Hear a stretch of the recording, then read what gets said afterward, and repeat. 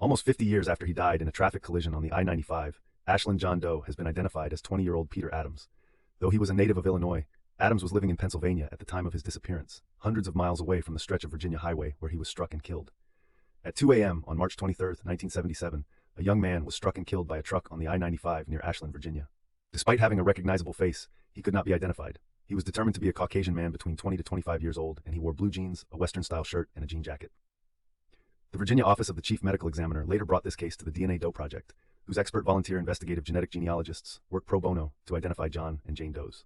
At the outset of the genealogy research on this case, it was clear that the unidentified man had deep roots in Peoria County, Illinois, as well as recent Polish heritage. The family tree in this case was complex, said team co-leader Eric Jan-Grzeskowiak. In addition to dealing with pedigree collapse, we ended up needing to build family trees back to Poland, Germany, and Switzerland, amongst others. In spite of these challenges, the team made swift progress. After just over a week of research, they identified a husband and wife who both had familial connections to